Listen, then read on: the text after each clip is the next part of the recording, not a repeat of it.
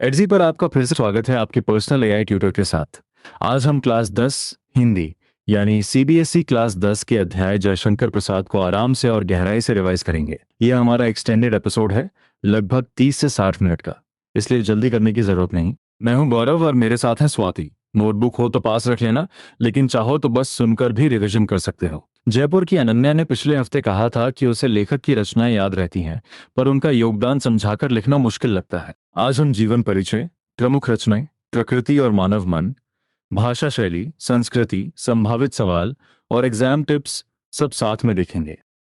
और एक बात पहले ही क्लियर कर दें, हमारा लक्ष्य केवल नामों की सूची याद करना नहीं है। हम यह समझेंगे कि जयशंकर प्रसाद को महत्वपूर्ण साहित्यकार क्यों माना जाता है, उनकी रचनाओं में कौन से विचार दिखाई देते हैं और किसी उत्तर में उन विचारों को कैसे जोड़ा जाए। एक सेकंड पॉज करके सोचो, अगर कोई पूछे कि प्रसाद का साहित्य आज भी उपयोगी क्यों है, तो तुम्हारा पहला उत्तर क्या आएगा? अध्याय का बड़ा विचार यह है कि साहित्य केवल सुंदर शब्दों का समूह नहीं होता, वह जीवन, समाज, संस्कृति और मानवीय अनुभवों को समझने का माध्यम भी बन सकता है। जयशंकर प्रसाद के लेखन में मानवता, प्रेम, प्रकृति और जीवन की गहनता जैसे पक्ष दिखाई देते हैं। इसलिए इस अध्याय को पढ़ते समय लेखक का परिचय और उनकी रचनात्मक दृष्टि दोनों साथ पकड़नी है। मुझे यहाँ एक नेचुरल क्वेश्चन आता है। प्रकृति का वर्णन तो बहुत से कवि करते हैं, फिर प्रसाद की कविता में खास बात क्या है? सोर्स में संकेत है कि वे प्रकृति के विविध रूपों के माध्यम से जीवन की गहन अनुभूतियों को व्यक्त करते हैं। यानी प्रकृति बाहर का दृश्य भर नहीं रहती, वह कवि के भीतर नई भावनाएं जगाती है और पाठक को भी अनुभूति कराती है। एग्जैक्टली, इसे एक संबंध की तरह देखो। पहला स्तर है प्रकृति का सौंदर्य, दूसरा स्तर है उस सौंदर्य से पैदा होने वाली मानवीय भावना, तीसरा स्तर है जीवन की गहरी अनुभूति। एग्जाम पॉइंट: अगर उत्तर में केवल शांत या सुंदर प्रकृति लिखकर रुक गए तो विचार अधूरा रहेगा। यह भी लिखना है कि प्रकृति मानव मन को प्रभावित करती है। आज का लर्निंग मैप बहुत सिंपल है। पहले जीवन परिचय, फिर उनकी बहुमुखी प्रतिभा और प्रमुख रचनाएं, उसके बाद कविता का सार, प्रकृति और मानव मन का समन्वय, भाषा शैली, इतिहास और संस्कृति से उनका संबंध। अंत में हम active recall questions, common mistakes और आंसर राइटिंग फ्रेम करेंगे। तुम चाहो तो हर सेक्शन के बाद अपने शब्दों में 2 वाक्य बोलकर चेक कर सकते हो। चलो अब जीवन परिचय से शुरू करते हैं। जयशंकर प्रसाद का जन्म सन 1889 में वाराणसी में हुआ। वे आधुनिक हिंदी साहित्य के प्रमुख रचनाकारों में गिने जाते हैं। हिंदी के छायावादी युग के 4 प्रमुख स्तंभों में उनका महत्वपूर्ण स्थान माना गया है। ये 3 बातें, जन्म वर्ष, जन्म स्थान और साहित्यिक स्थान, एक छोटे उत्तर की मजबूत शुरुआत बन सकती हैं। एक सेकंड पॉज करके सोचो, 3 फैक्ट्स कौन से हुए? सन 1889, वाराणसी और छायावादी युग के 4 प्रमुख स्तंभों में महत्वपूर्ण स्थान। अब मैं थोड़ा आगे बढ़ती हूँ। प्रसाद जी का परिवार संपन्न था और उनका व्यापार सुगंधित तंबाकू का। लेकिन पिता के निधन के बाद पारिवारिक परिस्थितियां बदल गईं। यही जीवन परिस्थिति आगे बहुत अर्थपूर्ण बनती है। हाँ, क्योंकि यहाँ जीवन परिचय केवल सुख संपन्न परिवार का विवरण नहीं है। परिस्थितियों में बदलाव आया, फिर प्रसाद जी ने साहित्य साधना को अपना जीवन समर्पित किया। इससे उनके व्यक्तित्व में समर्पण और संघर्ष का पक्ष समझ में आता है। ध्यान रहे, हम ये नहीं कह रहे कि सोर्स ने हर संघर्ष का विस्तृत विवरण दिया है। इतना जरूर स्पष्ट है कि बदलती परिस्थितियों के बावजूद साहित्य साधना जारी रही। यहाँ स्टूडेंट्स अक्सर एक गलती करते हैं। वे पारिवारिक व्यापार और बाद की परिस्थितियों को पूरी बायोग्राफी समझ लेते हैं। असल फोकस ये है कि इन परिस्थितियों के बीच साहित्य के प्रति उनका समर्पण बना रहा। अगर सवाल हो कि प्रसाद का जीवन हमें क्या बताता है, तो उत्तर में जन्म और परिवार के साथ उनकी साहित्य साधना और संघर्ष का संकेत भी होना चाहिए। अब डेट्स को एक साथ व्यवस्थित कर लेते हैं। जन्म सन 1889 में वाराणसी में और निधन सन 1937 में हुआ। बीच का पूरा जीवन साहित्यिक कर्म से जुड़ा रहा। एग्जाम पॉइंट: डेट को अकेले लिखना पर्याप्त नहीं होता, उसके साथ घटना या पहचान जोड़ो। उदाहरण के लिए 1889 को जन्म और 1937 को निधन के संदर्भ में लिखना याद रखने में भी मदद करेगा। अब तुम्हारी बारी। बिना पीछे सुने बताओ, प्रसाद का जन्म कहाँ हुआ और उनका निधन किस सन में हुआ? उत्तर मन में बोलो। फिर ये भी सोचो कि परिवार की परिस्थितियों में बदलाव किस घटना के बाद आया था। सही, पिता के निधन के बाद। ऐसे छोटे रिकॉल चेक्स फैक्ट्स को पैसिव रीडिंग से एक्टिव मेमोरी में बदलते हैं। अब हम उनके साहित्यिक व्यक्तित्व पर आते हैं। जयशंकर प्रसाद बहुमुखी प्रतिभा के धनी साहित्यकार थे। बहुमुखी प्रतिभा का अर्थ है कि उनका रचनात्मक योगदान केवल एक विधा तक सीमित नहीं था।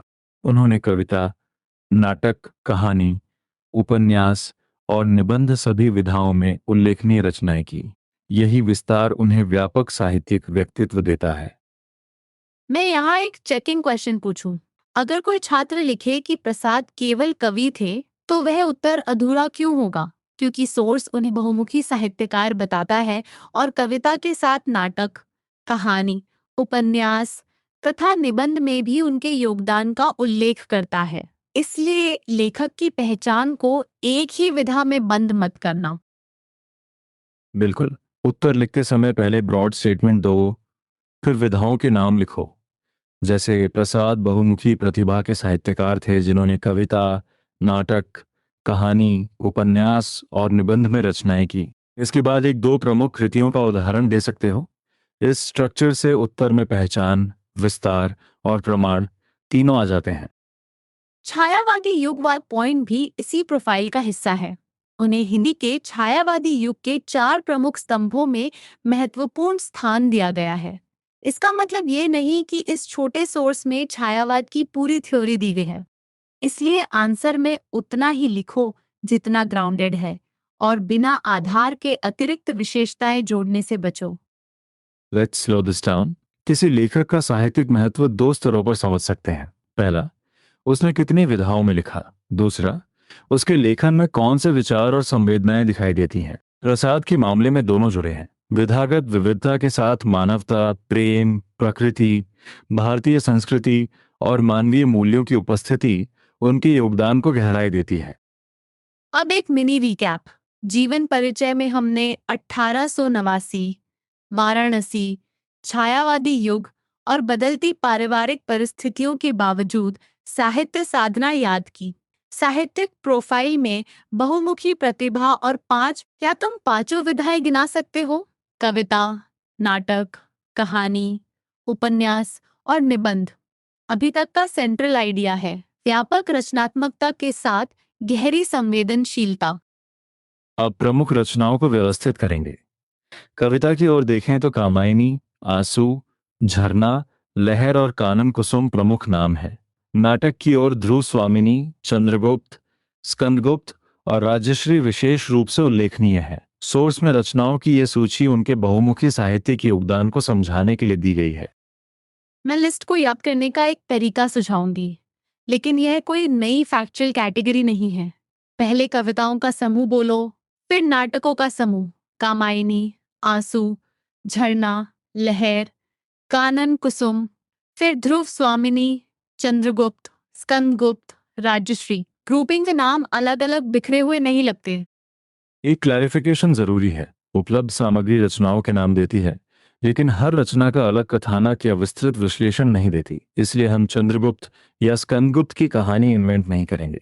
एग्जाम में अगर प्रमुख रचनाएं पूछी जाएं, तो नामों को सही लिखना और उन्हें विधा के संदर्भ में रखना पर्याप्त और सुरक्षित होगा। तुम्हारा आंसर क्या आ रहा है? अगर प्रश्न हो कि प्रसाद की प्रमुख कृतियां लिखिए, तो क्या केवल कामायनी लिखना पर्याप्त होगा? नहीं, बेहतर उत्तर में कई कृतियां होंगी और कविता तथा नाटक दोनों का प्रतिनिधित्व रहे। लेकिन याद रखो, क्वांटिटी के पीछे एक्यूरेसी मत छोड़ना। जिस नाम को निश्चित रूप से जानते हो वही साफ और सही लिखो। यहाँ एक स्ट्रॉन्ग आंसर फ्रेम बनाते हैं। पहले लिखो कि प्रसाद ने अनेक साहित्यिक विधाओं में योगदान दिया।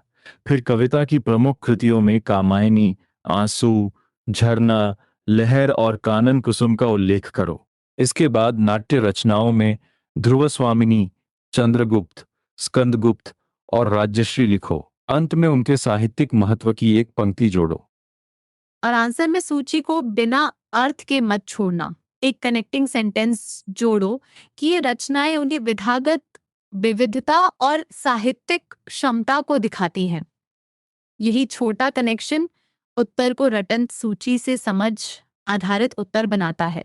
एग्जाम पॉइंट ऑफ व्यू से इम्पोर्टेंट है कि नामों को लेखक के योगदान से जोड़कर लिखो। अब तक हम फर्स्ट मेजर आइडिया कवर कर चुके हैं, यानी जीवन और रचनात्मक विस्तार। अब अगले बड़े हिस्से में उस कविता की संवेदना समझेंगे जिसमें प्रकृति का सौंदर्य और मानव मन की अनुभूतियां साथ आती हैं। वहां हमारा सवाल रहेगा, दृश्य से भावना तक का मूवमेंट कैसे बनता है। यही अध्याय का सबसे इंटरप्रेटिव हिस्सा है। कविता का सार बहुत ध्यान से सुनो। इसमें प्रकृति के सौंदर्य और मानव मन की संवेदनाओं का कोमल और मार्मिक चित्रण है। कवि प्रकृति के विविध रूपों के माध्यम से जीवन की गहन अनुभूतियों को व्यक्त करते हैं। यानी कविता में बाहरी दृश्य और भीतरी अनुभव अलग अलग नहीं हैं। वे एक दूसरे को अर्थ देते हैं। कोमल और मार्मिक, ये दोनों शब्द एग्जाम आंसर में उपयोगी हो सकते हैं क्योंकि वे कविता के भावात्मक प्रभाव को संकेत करते हैं, लेकिन इन्हें अकेले लिखना पर्याप्त नहीं। इनके बाद स्पष्ट करो कि प्रकृति के माध्यम से मानवीय संवेदनाओं और जीवन की गहन अनुभूतियों को व्यक्त किया गया है। यही एक्सप्लेनेशन कीवर्ड्स को मीनिंगफुल बनाती है। अब एक छोटा रिकॉल। कविता में प्रकृति केवल देखने की चीज है या भावनाओं को व्यक्त करने का माध्यम भी? एक सेकंड पॉज करके सोचो। सही उत्तर है, प्रकृति भावनाओं को व्यक्त करने का माध्यम भी है। प्राकृतिक दृश्य कवि के मन में नई भावनाएं जगाते हैं और पाठक को भी यही रीडर एक्सपीरियंस महत्वपूर्ण है। कविता केवल कवि के मन की बात नहीं रहती। जब पाठक प्राकृतिक सौंदर्य से जुड़ता है तो वह भी उस अनुभूति का भाग बनता है। सोर्स में कहा गया है कि प्राकृतिक दृश्य पाठक को सौंदर्य का अनुभव कराते हैं, इसलिए उत्तर में कवि और पाठक दोनों की अनुभूति का उल्लेख किया जा सकता है। मुझे यहाँ एक संभावित क्वेश्चन दिखता है, प्रकृति का मानव मन पर क्या प्रभाव पड़ता है? तुम पहले मन में उत्तर बनाओ। क्या केवल प्रसन्नता लिखोगे या कुछ और? सोर्स के अनुसार प्रकृति के निकट होने पर मन निर्मल और प्रसन्न हो जाता है। साथ ही प्राकृतिक दृश्य जीवन की सच्चाइयों और सौंदर्य का अनुभव कराते हैं। सही उत्तर को 3 हिस्सों में लिख सकते हो। पहला, प्रकृति मन को निर्मल और प्रसन्न करती है। दूसरा, वह नई भावनाओं को जन्म देती है। तीसरा, वह जीवन की सच्चाइयों और सौंदर्य का अनुभव कराती है। तीनों बिंदु एक दूसरे से जुड़े हैं, इसलिए उन्हें अलग अलग रैंडम स्टेटमेंट्स की तरह नहीं, क्रमबद्ध विचार की तरह लिखना। यह कॉमन कंफ्यूजन यह है कि प्रकृति का प्रभाव केवल इमोशनल है, लेकिन सोर्स में जीवन की सच्चाइयों और सौंदर्य का अनुभव भी है। यानी प्रकृति मन को आनंद देती है पर साथ ही सोचने की क्षमता और गहरी अनुभूति से भी जोड़ती है। इसलिए सिर्फ मनोरंजन कहना गलत और बहुत सीमित उत्तर होगा। लेट्स स्लो दिस डाउन और एक चेन बनाते हैं। मनुष्य प्रकृति के निकट आता है, प्राकृतिक दृश्य उसके भीतर भावनाएं जगाते हैं, मन निर्मल और प्रसन्न होता है, फिर वह जीवन के सौंदर्य और सच्चाइयों को गहराई से अनुभव करता है। यही चेन कविता के सार को समझने का सबसे उपयोगी कॉन्सेप्चुअल फ्रेम है। आप अपनी नोटबुक में एक छोटा एरो सीक्वेंस बना सकते हो, लेकिन अगर नोटबुक नहीं है तो मन में दोहराओ। प्रकृति, नई भावना, निर्मल मन, जीवन की गहन अनुभूति। यह कोई बाहरी फॉर्मूला नहीं, बल्कि कविता के विचारों का क्रम है। इसी क्रम को प्रोज आंसर में बदलना हो तो हर चरण को एक स्पष्ट वाक्य बना। कविता में कल्पना, भाव और संगीतात्मकता का अद्भुत समन्वय भी बताया गया है। इसका अर्थ यह है कि कविता केवल विचार प्रस्तुत नहीं करती, बल्कि कल्पना के माध्यम से दृश्य और भाव बनाती है, भावनात्मक प्रभाव पैदा करती है और संगीतात्मक भाषा से अनुभूति को मधुर बनाती है। तीनों को साथ लिखना साहित्यिक विशेषता के उत्तर में उपयोगी होगा। क्या संगीतात्मकता का मतलब यहाँ किसी गीत की धुन बताना है? नहीं, ऐसा जरूरी नहीं। उपलब्ध सामग्री में संगीतात्मकता भाषा और कविता के प्रभाव की विशेषता के रूप में आती है। इसलिए सुरक्षित उत्तर ये होगा कि प्रसाद की कविता में कल्पना, भाव और संगीतात्मकता का समन्वय है। बिना दिए हुए छंद, तुक या अलंकार का नाम जोड़ने की जरूरत नहीं।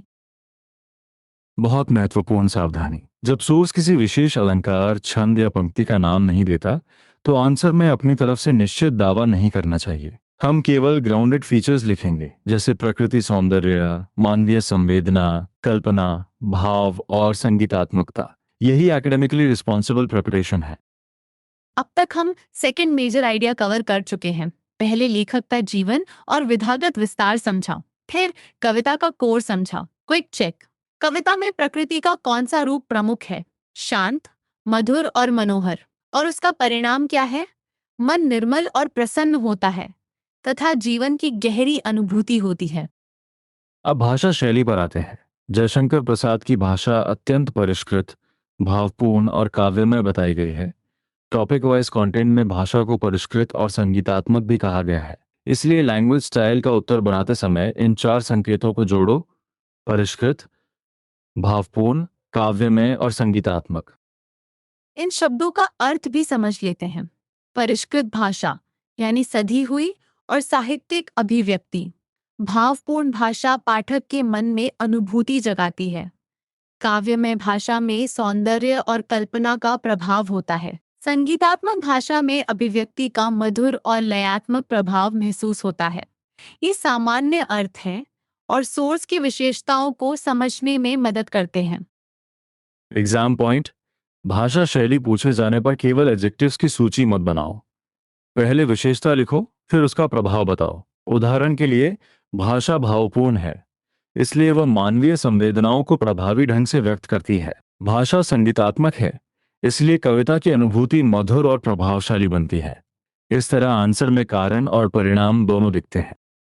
तुम्हारा आंसर क्या आ रहा है? अगर प्रश्न हो प्रसाद की भाषा की 2 विशेषताएं लिखिए, तो कौन सी 2 चुनोगे? परिष्कृत और भावपूर्ण लिख सकते हो। अगर अधिक अंक का उत्तर हो तो काव्यमय और संगीतात्मक भी जोड़ो। साथ में ये बताओ कि भाषा भावों और प्रकृति सौंदर्य को प्रभावी बनाती है। एक और नुआंस देखो, भाषा शैली को कविता के विषय से अलग करके मत पढ़ो, क्योंकि जब प्रकृति और मानव की कोमल संवेदनाएं व्यक्त करनी हो, तब भावपूर्ण और संगीतात्मक भाषा उस अनुभूति को मजबूत करती है। यानी विषय और भाषा एक दूसरे के सहायक है। यही साहित्यिक एनालिसिस का सरल, सोर्स ग्राउंडेड तरीका है। मैं एक गलत स्टेटमेंट बोलती हूँ। प्रसाद की भाषा केवल कठिन और अलंकारिक है। क्या यह सोर्स से सिद्ध होता है? नहीं। सोर्स भाषा को परिष्कृत, भावपूर्ण, काव्यमय और संगीतात्मक बताता है, लेकिन केवल कठिन कहना उचित नहीं। कॉमन मिस्टेक यही है कि साहित्यिक भाषा को ऑटोमेटिकली कठिन मान लिया जाए। अब हम साहित्य में उनके योगदान की ओर बढ़ते हैं। प्रसाद जी इतिहास और संस्कृति के प्रति विशेष अनुराग रखते थे। उनकी रचनाओं में भारतीय संस्कृति, परंपरा और मानवीय मूल्यों का सुंदर चित्रण मिलता है। यहाँ योगदान का अर्थ केवल बहुत सारी रचनाएं लिखना नहीं है, ये भी है कि लेखन के माध्यम से संस्कृति और मूल्यों को अभिव्यक्ति मिली। इतिहास और संस्कृति का संबंध भी ध्यान देने योग्य है। सोर्स ये बताता है कि प्रसाद को इतिहास और संस्कृति से अनुराग था और उन्होंने अपनी रचनाओं में भारतीय संस्कृति, परंपरा और मानवीय मूल्यों का चित्रण किया। इसलिए अगर पूछा जाए कि उनके लेखन में कौन से सांस्कृतिक पक्ष दिखाई देते हैं, तो ये 3 कीवर्ड जरूर याद रखना। मानवीय मूल्य वाले हिस्से को बहुत वेग मत बनाना। उपलब्ध सामग्री मानवता, प्रेम और संवेदनशीलता की बात करती है, साथ ही भारतीय संस्कृति और परंपरा का चित्रण बताती है। उत्तर में लिख सकते हो कि प्रसाद का साहित्य सांस्कृतिक चेतना को मानवीय भावनाओं से जोड़ता है। यही कनेक्शन उनके लेखन को केवल हिस्टोरिकल डिस्क्रिप्शन बनने से बचाता है। अब एक लिसनर प्रॉम्प्ट। अगर तुम्हें एक वाक्य में बताना हो कि प्रसाद का साहित्य समाज और संस्कृति को कैसे प्रभावित करता है, तो क्या कहोगे?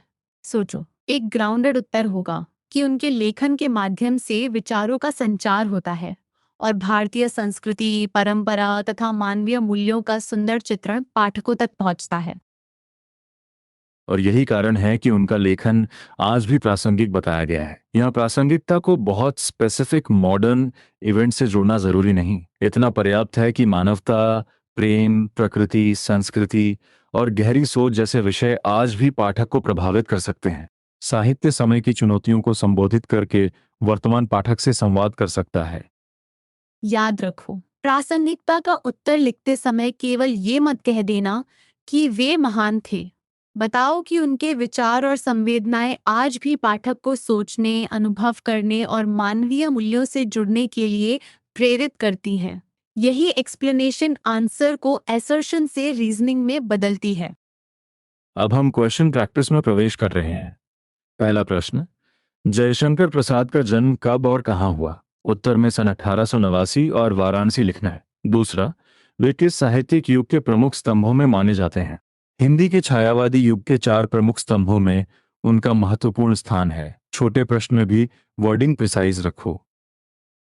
दूसरा प्रैक्टिस क्वेश्चन थोड़ा बड़ा है। प्रसाद को बहुमुखी प्रतिभा का साहित्यकार क्यों कहा जाता है? पहले तुम सोचो। उत्तर में उनकी विधागत विविधता आएगी। कविता, नाटक, कहानी, उपन्यास और निबंध। फिर प्रमुख रचनाओं के उदाहरण और उनकी भाषा, भाव तथा संस्कृति से जुड़ी साहित्यिक दृष्टि जोड़ सकते। इस उत्तर का आइडियल फ्लो है पहचान, विधाएं, उदाहरण और महत्व। पहले एक लाइन में बहुमुखी प्रतिभा बताओ, दूसरी लाइन में 5 विधाएं, तीसरी लाइन में कुछ कृतियां, अंतिम लाइन में लिखो कि उनका लेखन मानव भावनाओं, प्रकृति, संस्कृति और मानवीय मूल्यों को अभिव्यक्त करता है। मार्क्स के अनुसार इसे छोटा या विस्तृत कर सकते हो। अब कविता वाला क्वेश्चन। प्रस्तुत कविता का मुख्य भाव क्या है? अपने शब्दों में आंसर बनाओ। मुख्य भाव है प्रकृति के सौंदर्य और मानव मन की संवेदनाओं का कोमल तथा मार्मिक समन्वय। प्रकृति के विविध रूप जीवन की गहन अनुभूतियों को व्यक्त करते हैं और मनुष्य को निर्मलता, प्रसन्नता तथा जीवन सौंदर्य का अनुभव कराते हैं। बहुत अच्छा। यहाँ समन्वय कीवर्ड को समझकर लिखना। इसका अर्थ है प्रकृति और मानव भावनाएं साथ दिखाई देती हैं। केवल प्रकृति का वर्णन अलग और मन की भावना अलग नहीं। प्राकृतिक दृश्य मन में नई भावनाएं पैदा करते हैं। इसलिए अगर प्रश्न में संबंध, प्रभाव या समन्वय पूछा जाए तो कॉज और इमोशनल रिजल्ट दोनों लिखो। तीसरा क्वेश्चन। कविता में कल्पना, भाव और संगीतात्मकता का क्या महत्व है? सोर्स के आधार पर लिखोगे कि इन तीनों का समन्वय कविता को गहरी अनुभूति देता है। कल्पना प्रकृति के रूपों को अनुभव योग्य बनाती है, भाव मन को छूते हैं और संगीतात्मकता अभिव्यक्ति को प्रभावशाली बनाती। बहुत स्पेसिफिक टेक्निकल क्लेम मत जोड़ना। अब एडजी का एक छोटा नेचुरल स्टडी मोमेंट। अगर तुम्हें किसी एग्जैक्ट डाउट पर तुरंत सोक्रेटिक क्वेश्चनिंग चाहिए तो एडजी से यह पूछ सकते हो कि प्रकृति और मानव मन का संबंध उत्तर में किन क्रमिक बिंदुओं से समझाएं। फिर अपने उत्तर को स्टेप बाय स्टेप चेक करना। इसका उद्देश्य शॉर्टकट नहीं, अपनी रीजनिंग को मजबूत करना है। और अब वापस चैप्टर पर। एक लाइकली मिसकंसेप्शन। क्या प्रसाद का महत्व केवल उनकी प्रमुख रचनाओं की लंबी सूची में है? नहीं, सूची उनका योगदान दिखाने का एक हिस्सा है। असली समझ में जीवन संघर्ष, साहित्य साधना, बहुविध लेखन, प्रकृति और मानव संवेदना, भाषा की विशेषता तथा संस्कृति और मानवीय मूल्यों का संबंध भी शामिल है।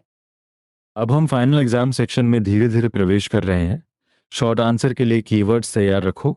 1889 वाराणसी, छायावादी युग, साहित्य साधना, बहुमुखी प्रतिभा, कविता, नाटक, कहानी, उपन्यास, निबंध, प्रकृति, मानव संवेदना, परिष्कृत भाषा, संगीतात्मकता, संस्कृति और मानवीय मूल्य। कीवर्ड्स को वाक्यों में बदलना ही उत्तर लेखन है। एक कॉमन मिस्टेक लिस्ट बनाते हैं। पहली, जन्म और निधन की जानकारी को गलत क्रम में लिखना। दूसरी, प्रसाद को केवल कवि बताना। तीसरी, कविता में केवल प्रकृति सौंदर्य लिखना और मानव मन भूल जाना। चौथी, भाषा शैली में सिर्फ विशेषण लिखना, प्रभाव नहीं। पांचवी, सोर्स में न दिए गए अलंकार या उत्तर की शुरुआत में प्रश्न के शब्दों को पकड़ो। अगर पूछा है जीवन परिचय तो जन्म, स्थान, साहित्यिक पहचान और परिस्थितियों के साथ साहित्य साधना लिखो। अगर पूछा है साहित्यिक विशेषताएं तो विधाएं, भाषा और विषयगत संवेदनाएं लिखो। अगर पूछा है कविता का भाव तो प्रकृति और मानव मन के संबंध को केंद्र में रखो। एक सेकंड पॉज करके सोचना। क्या हर उत्तर में सारी रचनाएं लिखनी है? नहीं, प्रश्न के अंक और मांग के अनुसार चयन करो। प्रमुख रचनाओं वाला प्रश्न हो तो कई नाम दो। जीवन परिचय में एक दो उदाहरण पर्याप्त हो सकते हैं। भावार्थ या कविता के मुख्य भाव में सूची से ज्यादा जरूरी है विचार का स्पष्ट एक्सप्लेनेशन। अब एक बड़ा रिकैप करते हैं। जयशंकर प्रसाद का जन्म सन 1889 में वाराणसी में हुआ और निधन सन 1937 में। वे आधुनिक हिंदी साहित्य के प्रमुख रचनाकार और छायावादी युग के महत्वपूर्ण स्तंभों में गिने जाते हैं। पारिवारिक परिस्थितियों में बदलाव के बावजूद उन्होंने साहित्य साधना को अपना जीवन समर्पित किया। उनकी बहुमुखी प्रतिभा का अर्थ है कविता, नाटक, कहानी, उपन्यास और निबंध, सभी विधाओं में योगदान।